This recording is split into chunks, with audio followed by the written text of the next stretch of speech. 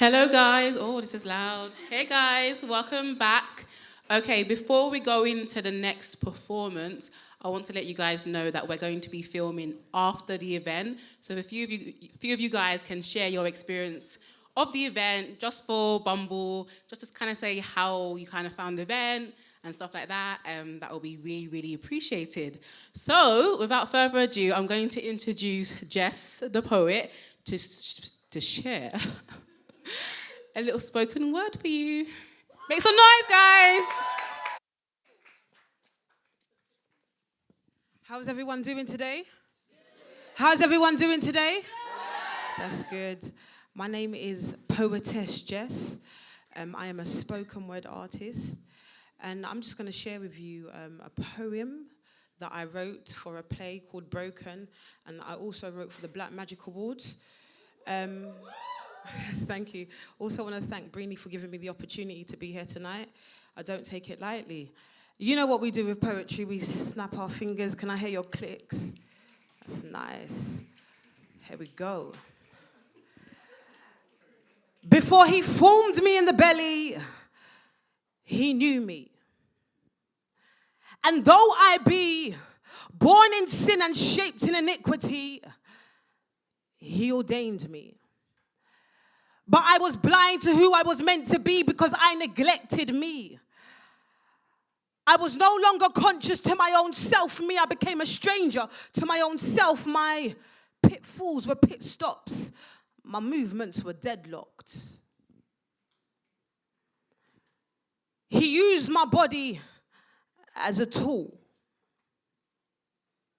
Knowing that there were rules, knowing that my body was a temple, no longer a temple, emotions now affecting my mental, my mind is unsettled. Abuse. A life filled with pain and misery. You see, it's fair to say that in this relationship, there was no real chemistry.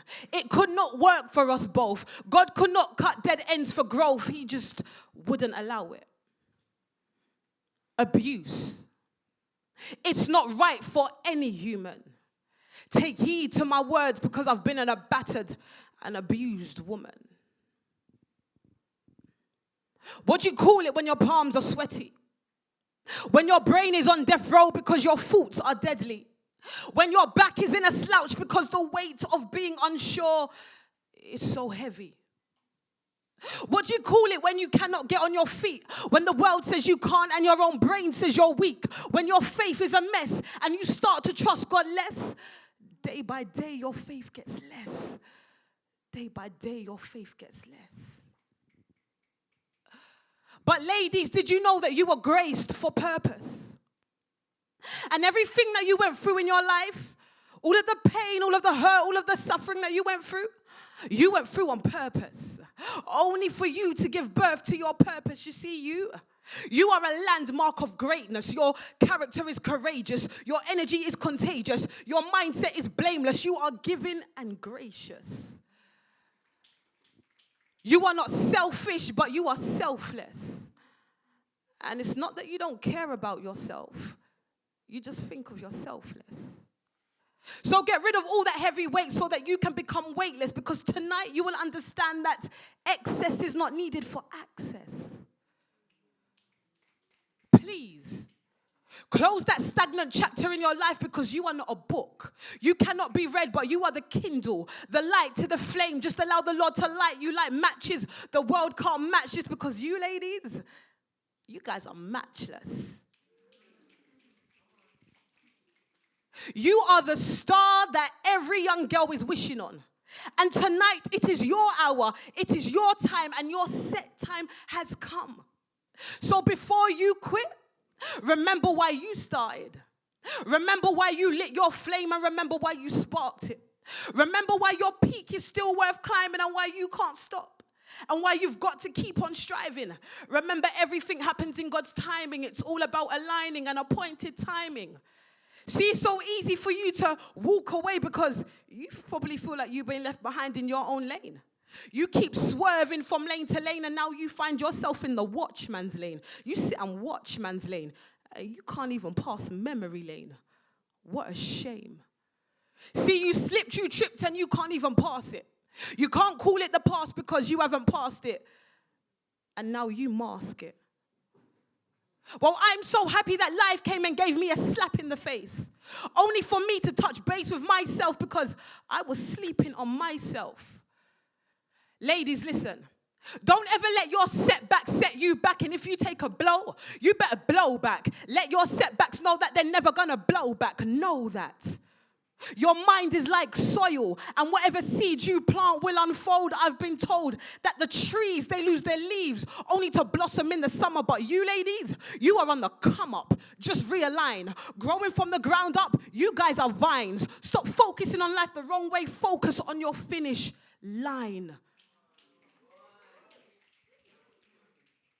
Listen, your race is not their race. So stop comparing your beginning to somebody else's middle. Lanes are parallel, and guess what?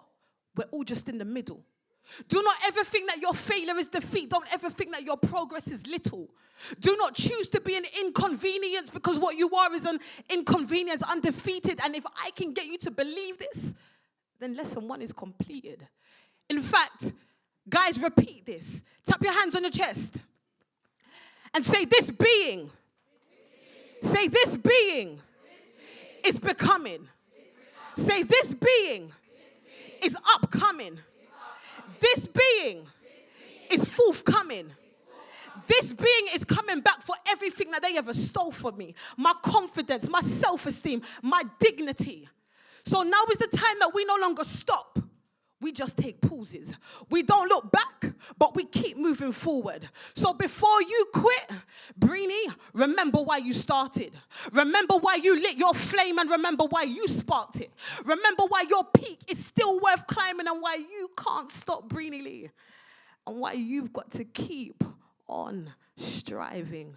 My name's Panelist Jess. Thank you. And can we welcome back to the stage Miss Breeny Lee? Whoa!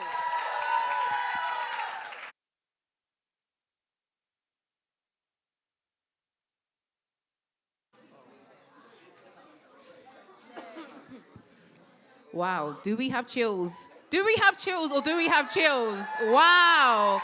One more time for Poetic Jess. One more time. Wow. That was fantastic. Moving swiftly on, we have a wonderful panel. We're going to be talking about everything from self-love to relationships to dating. So can you guys welcome my wonderful panel, Desti D, Cassie Loco, and Nissy T. Woo! Louder, guys. Come on, come on, come on, come on, come on, come on. Anywhere.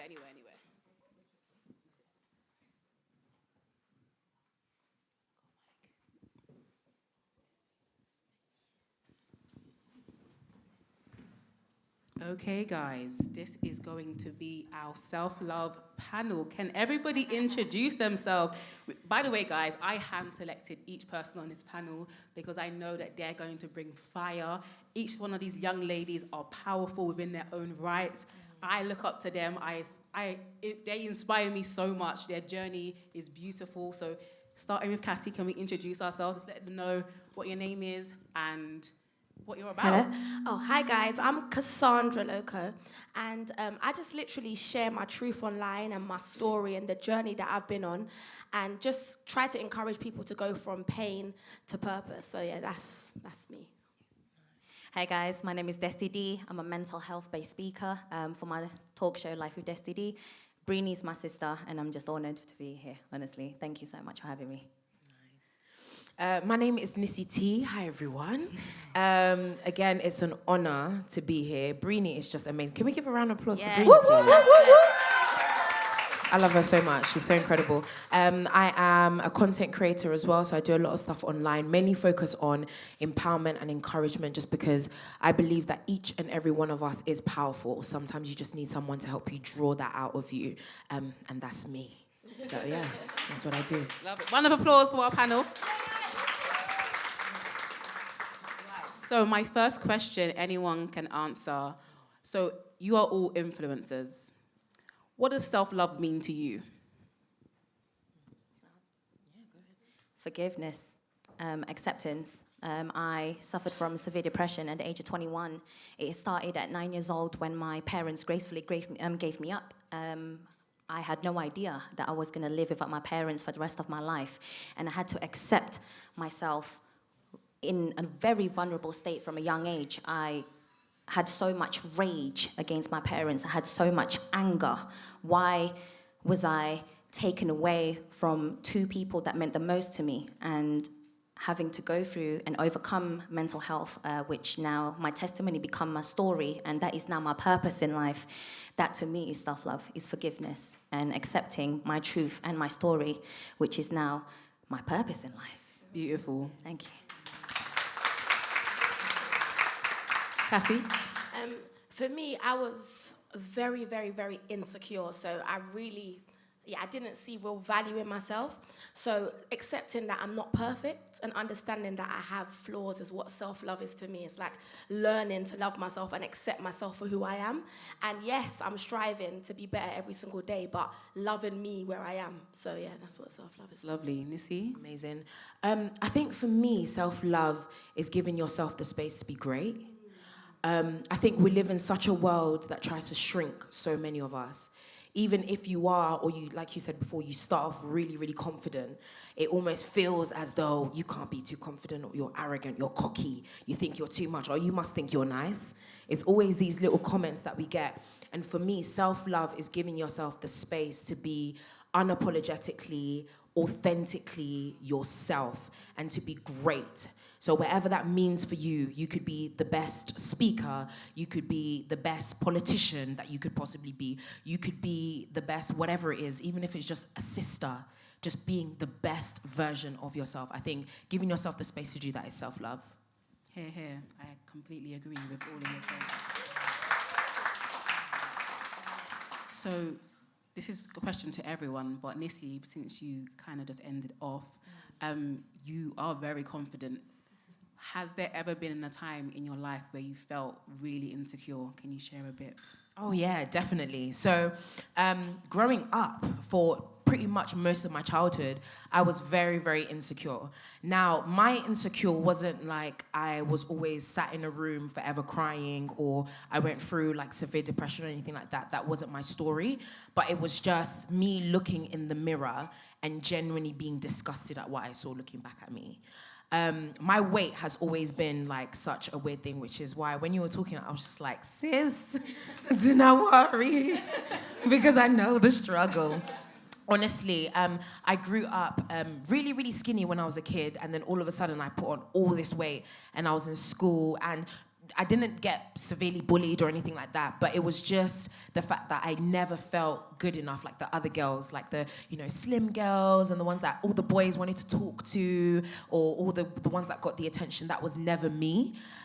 So for me, it was definitely my weight. I just remember looking at myself, being disgusted, feeling like you're ugly. And so that then translated to everything else.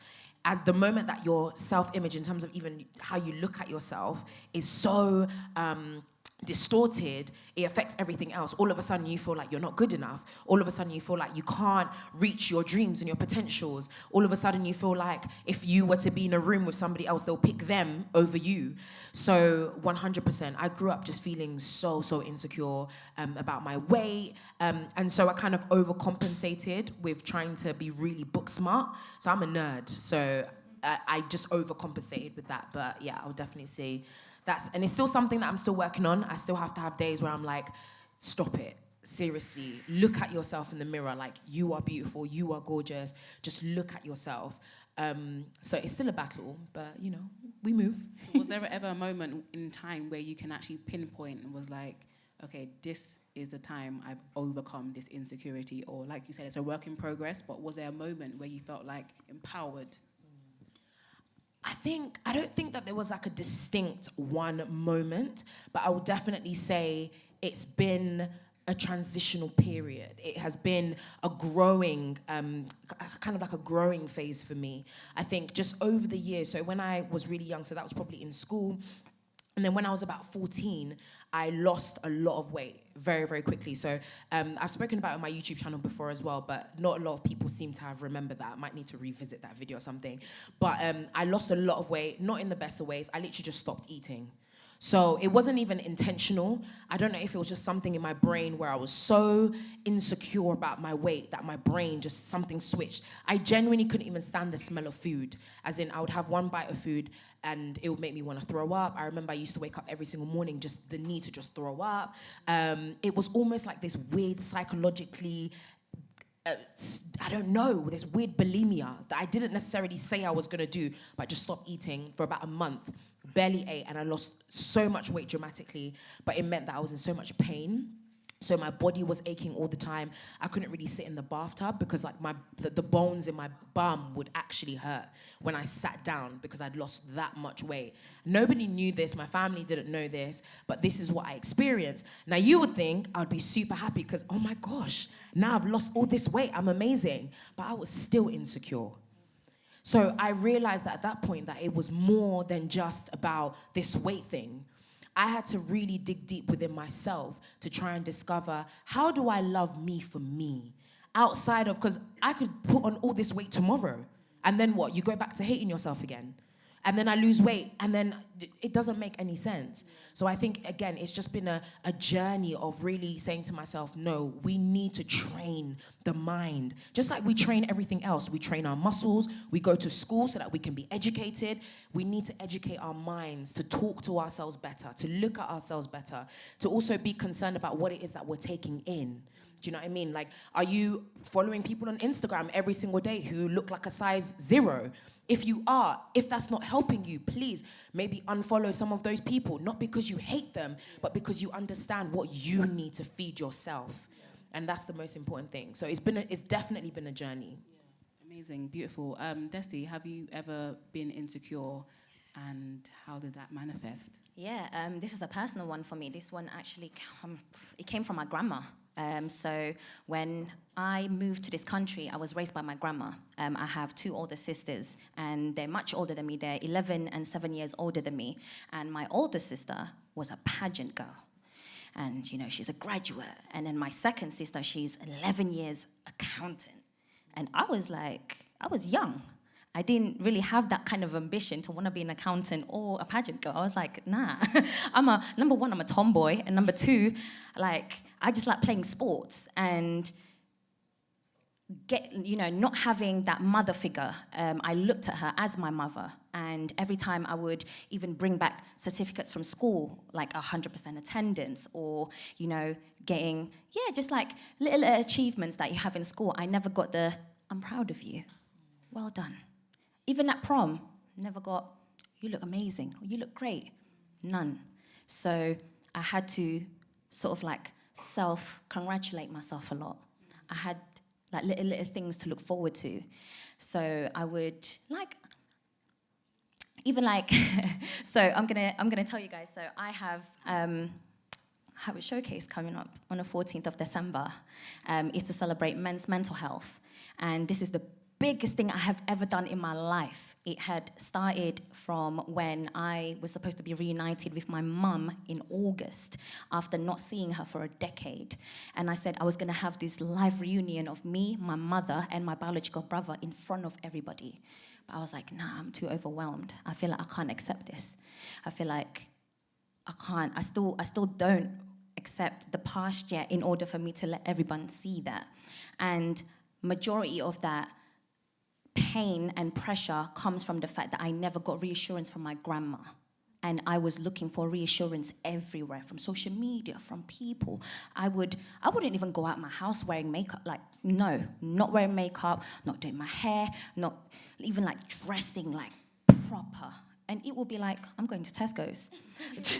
Like, serious. And that was at that level of insecurity at my highest, because I was literally just looking for that support, that love, that validation, especially from my grandma. And even up until this day, I've got this big showcase. It started with an idea of just 4 panelists and 2 performers. I now have 18 panelists and 8 performers, and 3 of them are from BBC 3 The Rap Game. And it's all self-organized and self-funded. she still doesn't acknowledge it up until this day, but I have forgiven her. And that to me brings peace to me. And that's what self-love is to me. Even though she hasn't acknowledged me physically, my spirit have already told me, she still loves you. You have to just reassure that and give that to yourself, because you can't beat yourself up because somebody is not validating you physically. I don't know what my grandma's going through. It's been 17 years and she's still not validating me, but I'm not gonna continue suffer from that pain just because she can't get the words out of her mouth to say, I'm proud of you. Well done. You know, you've made it 17 years without your mother, your brother, your father, and you're doing all this by yourself. So I have to reassure that on behalf of her. But yeah, I'm glad that insecurity really did put me in a place where 5 years ago, I was on rotation of Prozac, Zoloft, antihistamine, sleeping pills, you name it. Everything under the sun. I was on so much medication for severe mental health illness that I was very, very closely going to a mental health institution, because all I wanted to hear was, I'm proud of you, from my grandma. And that meant the most to me. But these days, any little things that I achieve, and why I do my talk show is so that I promised myself, after I recovered from severe mental health illness, I said, nobody that I come across in my life is gonna feel lonely, unappreciated, unneeded, and unloved. I will continue to remind the people that I see, that I'm surrounded by, well done, I'm proud of you, I believe in you, you've made it, you're here. You're amazing, Desi. We're proud of you. We're so proud of you. Well done. Well done.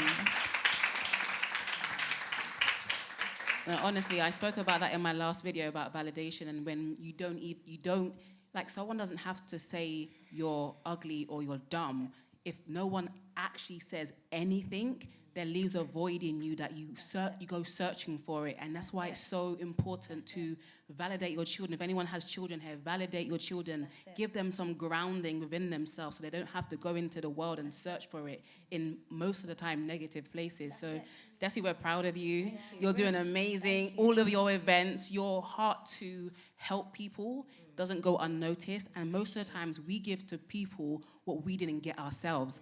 And I want to talk to your grandma's situation. She probably was never validated herself, she doesn't know how to speak it. And so in my last video, I spoke about forgiving our parents or our caregivers. We really need to let it go. That was for me. Yeah, That was yeah. for me. We really have to forgive and let them go, because if they knew better, they would do better. But we have to give them grace.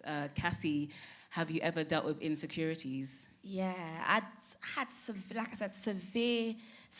I'd look in the mirror and I'd literally be physically sick at myself. And I went to the doctor and they said that basically I had something called body dysmorphia. So where what I saw in the mirror wasn't what it actually was. And it took a long time for me to kind of understand where that insecurity stemmed from. I just used to feel like I'm not good enough, I'm not pretty enough. And then I realized it was a lot to do with daddy issues. And it wasn't because my mum and people would be like to me, but my mum would always be like, you're so beautiful, you're so this, you're so that. But my dad wouldn't really say it. So it's like I started to look for, someone a male to validate that. No, you're great. And anytime no one did, I'd feel like I'm not good enough.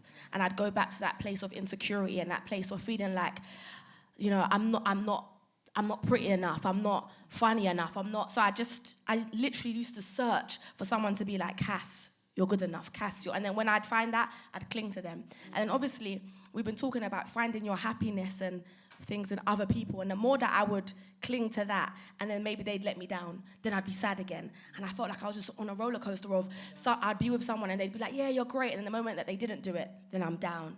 So I was really, really going for it, but then I realized that, wait a minute, you need to take that back. And that you have the power back. Yeah, I need to take it back, and that I have the power over my happiness, my joy. And not just that, I had to start to look in the mirror and affirm to myself that, yes, you are beautiful. And at first, I always tell people, yeah, say in the mirror, you're beautiful. And it's so at first when you're doing it, you're like, really? I'm beautiful, I'm beautiful. Oh, you look so good. But then over time, I started to feel it. And it wasn't really something that was like about the outside, it was inwardly. And in that way, when I'd go into a room or I'd go into a place, it was like, regardless of who sees me or who's saying, I know it. And I feel like, that's where I kind of started to overcome it. And it's like you said, a daily journey. And every day I have to affirm myself. But I just remind myself that I am beautiful, I am fearfully and wonderfully made. And no matter what anyone else thinks, I need to know that for myself. So. Amen. Oh, beautiful.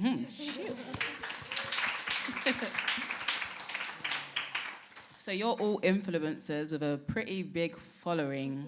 How do you guys deal with negativity online, and how do you stop it from actually affecting you and who you are? Anyone can answer. Yeah, I think for me personally, because I get this question all the time, one thing I can say is that I am quite thankful because I don't have it as bad as a lot of other people that I've seen who get it like dragged all the time, etc. I have quite like a good community where there's so many positive people that, you know, I attract a lot of positive people, and also gotten to the point where now if someone tries to say something negative, the army align. So the army stands up and they align and they're like, we're ready. Let us know when to go, Nissy, we're ready.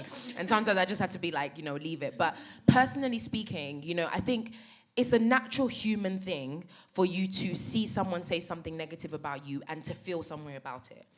That's natural, because your human reaction is, but what did I even do to you? Yeah. Or we've never even met face to face. How can you think that that's okay to say to me? But I think for me, again, it's really come with discipline and training.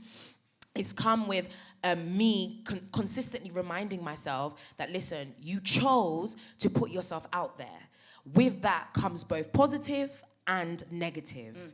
You cannot control what other people say or do to you, but you can control how you react. So I have to choose, what am I going to react to?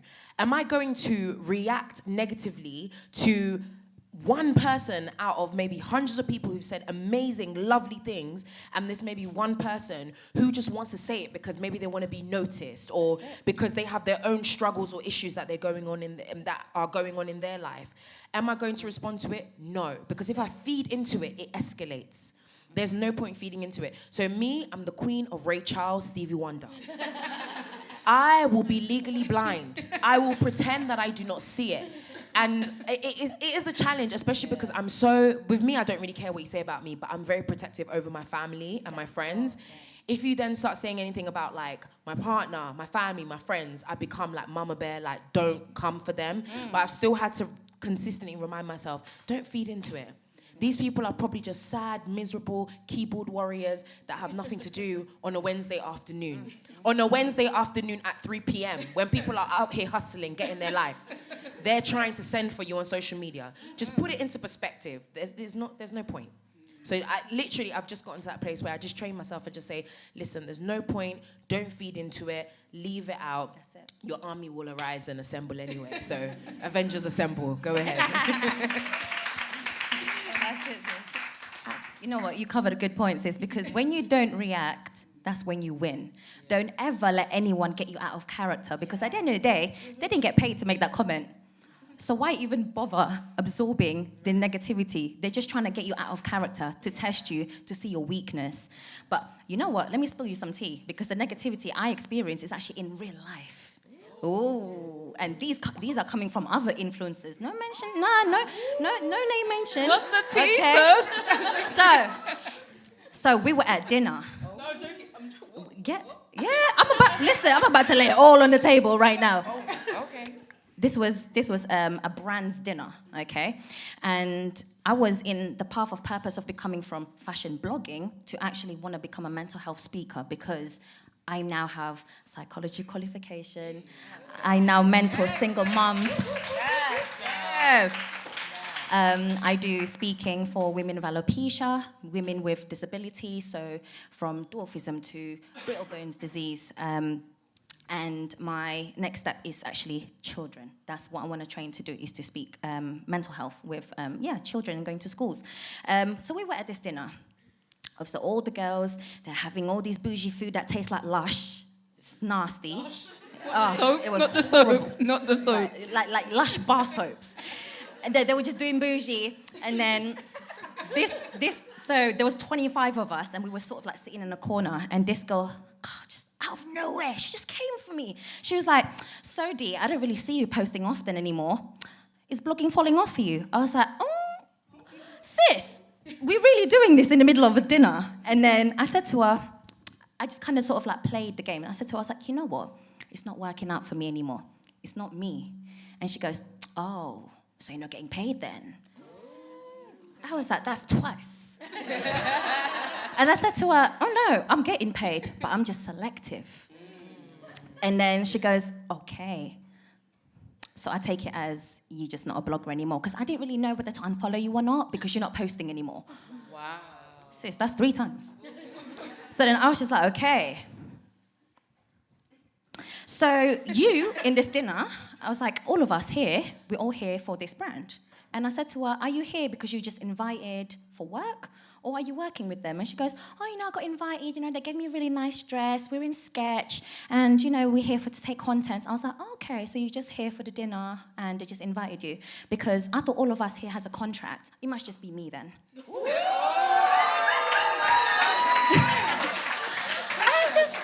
just like, sis, nobody asked you to be defensive. Who hurt you? I take it though, it's cool. But I need you to humble down a second. And the thing is, the rest of the other influencers on that table, they weren't defending me or her. They were just there, just witnessing, And even to me, that's not okay, because her intention was really trying to bring me down in front of everyone, and that's horrible, And I had to step that real quick. I was like, not today. I mean, I literally was just gonna ignore it, but at that point, I was just like, you're gonna learn today. I was like, God's watching, and God told me to say it.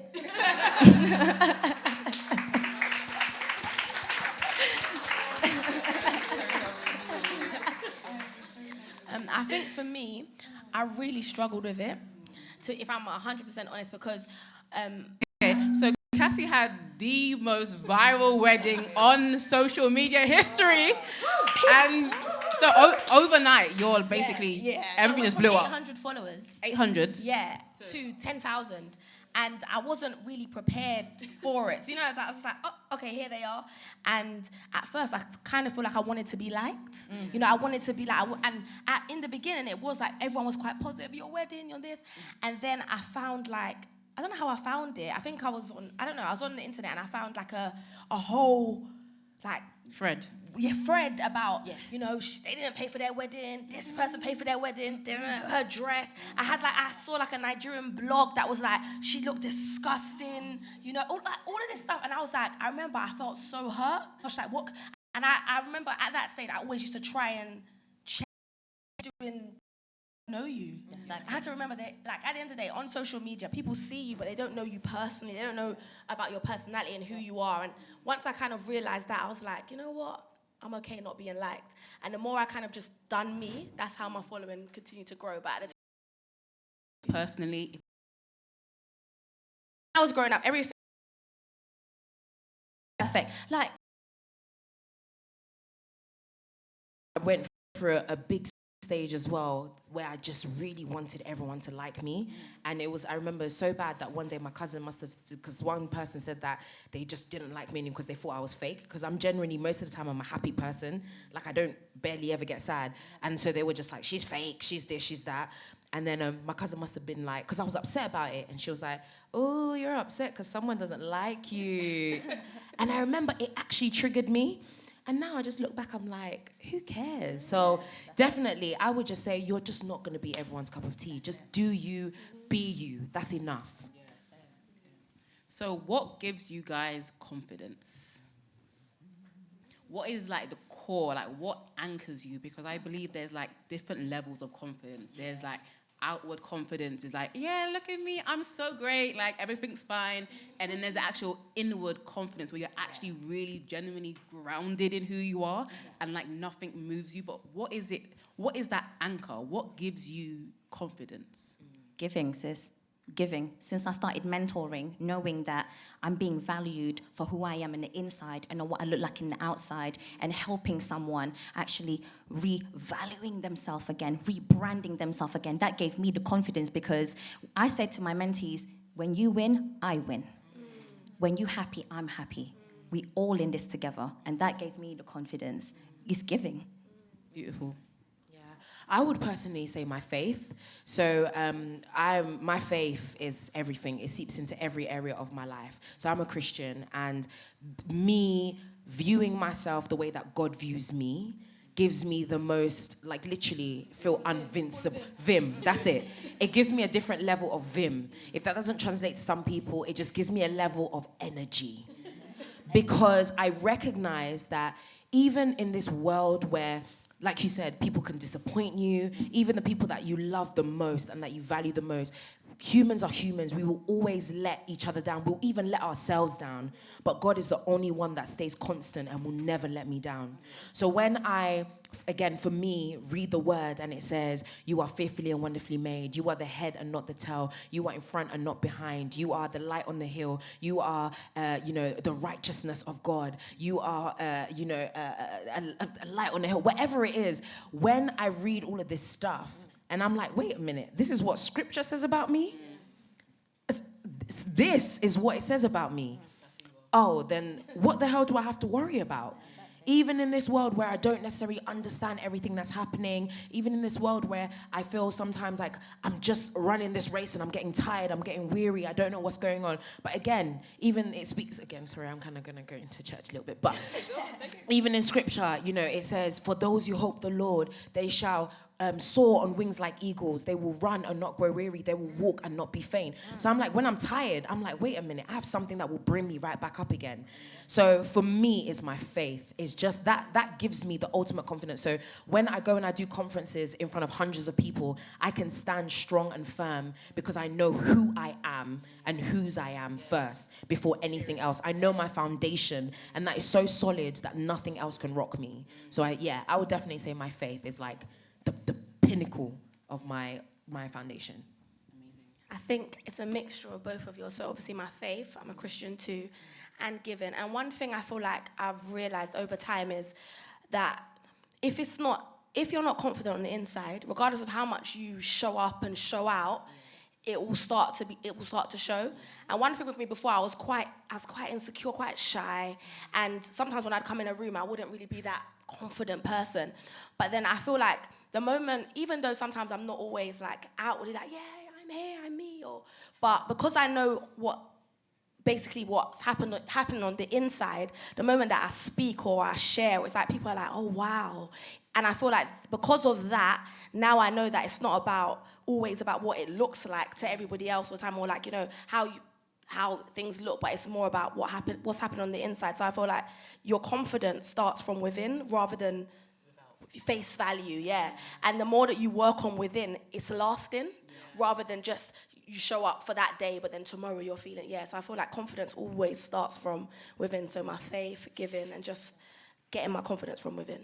Beautiful. We're going to transition into some relationship questions. This one's a little deep though. Has anyone ever been in a relationship that made them question who they were? Yeah. Yes. Who wants to briefly share? Both my previous relationships, I was cheated on plenty of times. My first ever boyfriend, more than 15 times.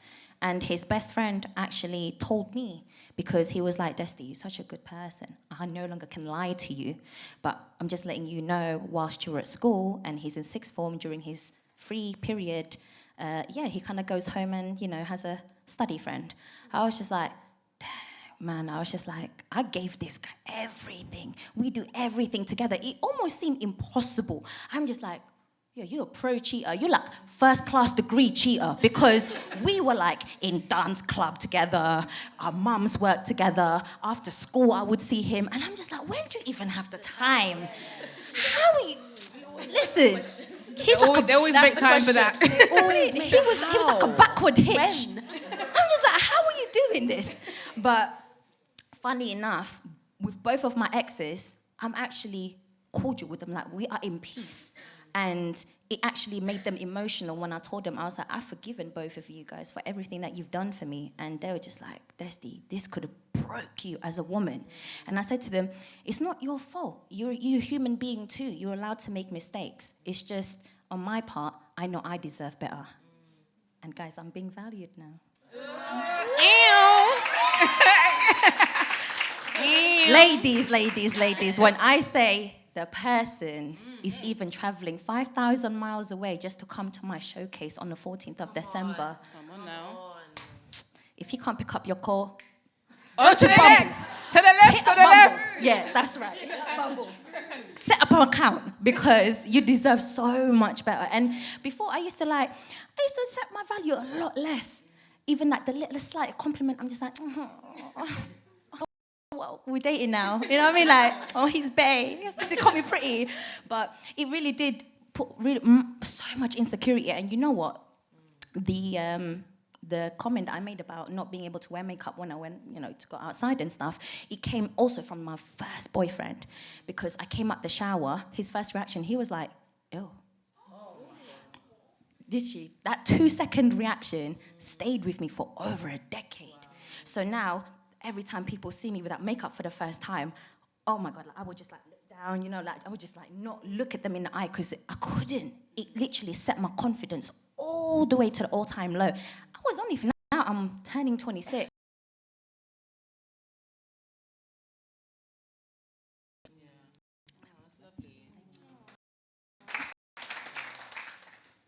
So off the top of that, what would your advice be to anyone that may be in an abusive relationship now and they feel like they can't get out of it? What would your advice be? I think for me, because it's a really, really hard one. Because obviously with abuse, it comes with such a psychological element that Subtle. Exactly, and it can be very, very subtle. So for some people, even if you tell them this is wrong, it can take forever. I know that even it's like statistically, apparently, women who are in abusive relationships, I think it takes about 7 times or something before they can actually leave, and that's like a physically abusive relationship. So it's a tough one. But the one thing that I would personally say is think about what you would say if you had either a sister or a daughter who was in the exact same situation that you are in right now.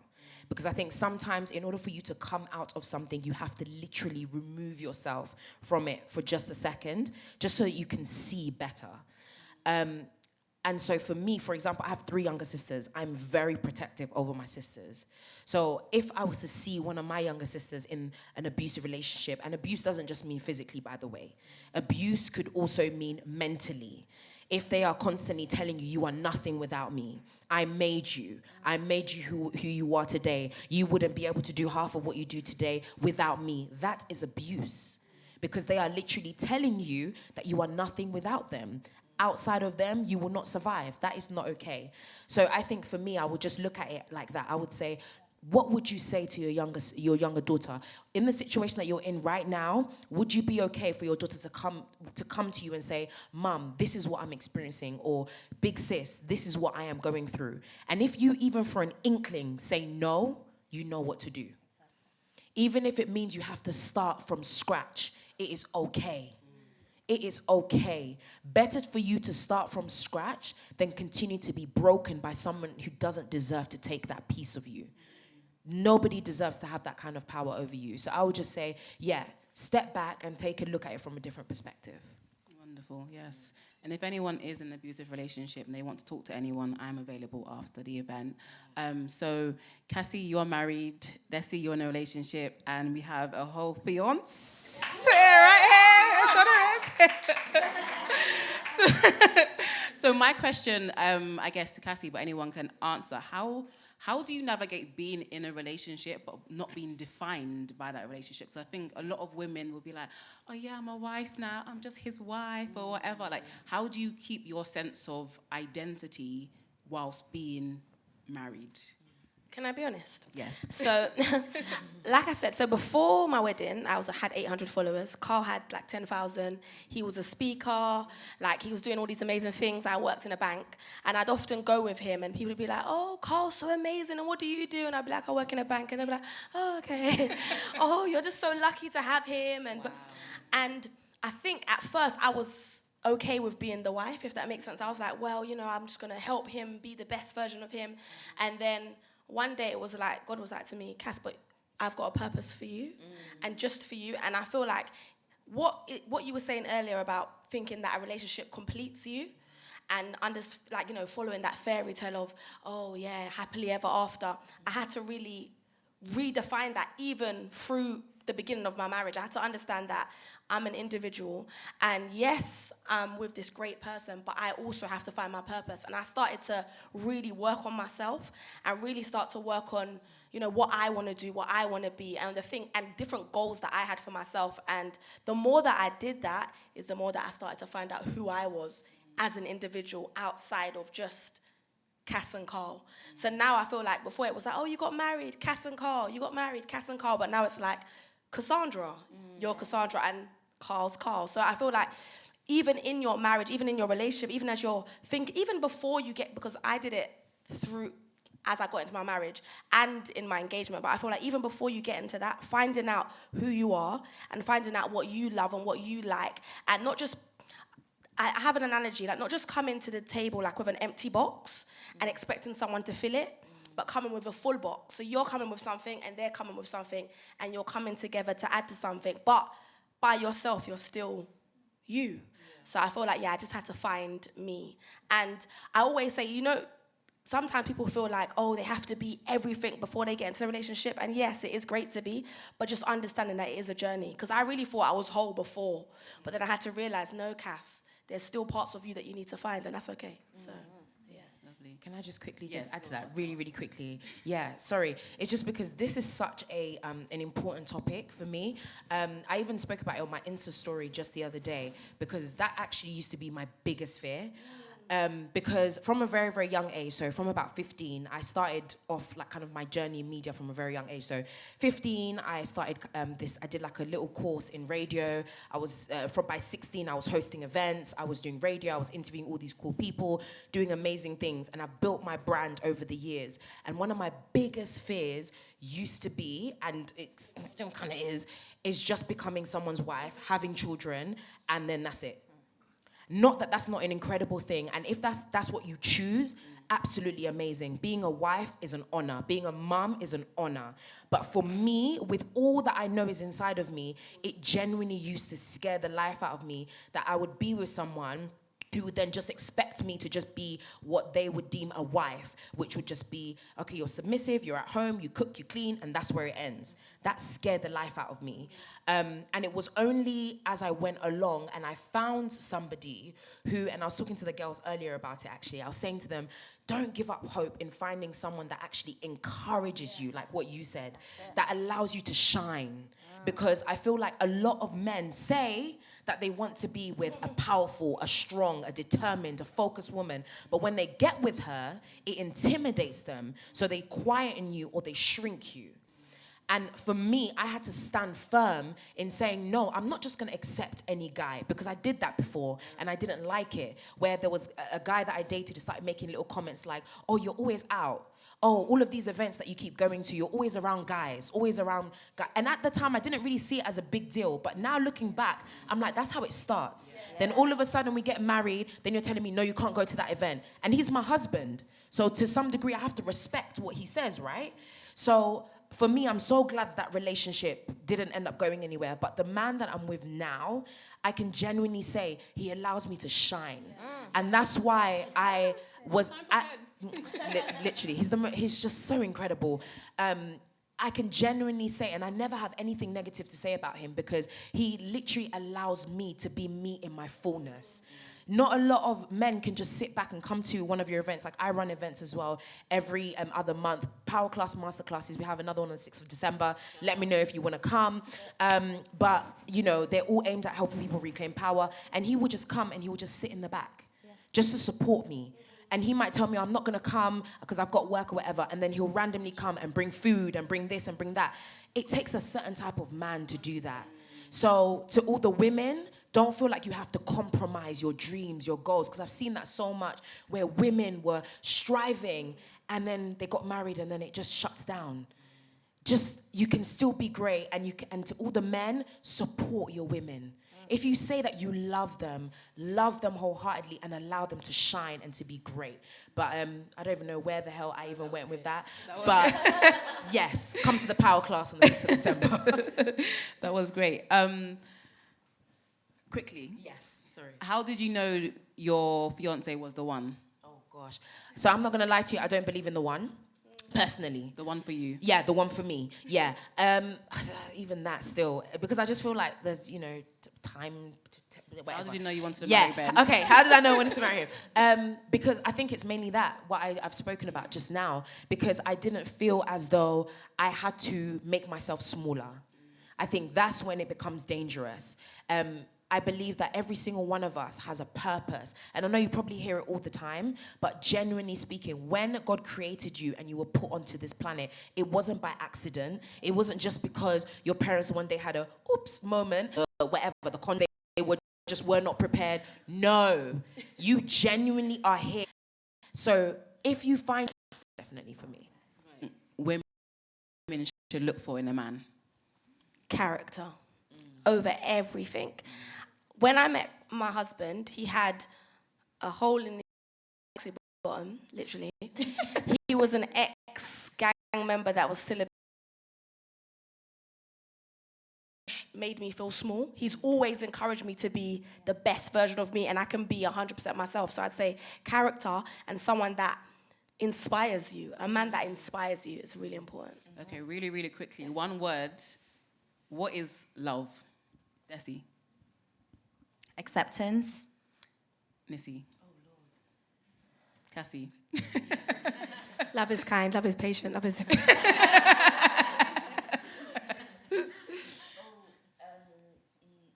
Oh, this is going to sound so cheesy, but God is love. Amen. Round of applause for our panelists. Thank you guys so much. So amazing. Honestly, you guys are so beautiful on the inside, especially in the inside and on the outside. So another round of applause for our panelists. We love you, Breeny. Thank you. We're going to have a 5-minute break, and then we're going to be doing a Q&A whereby you guys can ask me your questions and share your scenarios, and I'm just going to help you guys, okay? All right, then. 5 minutes.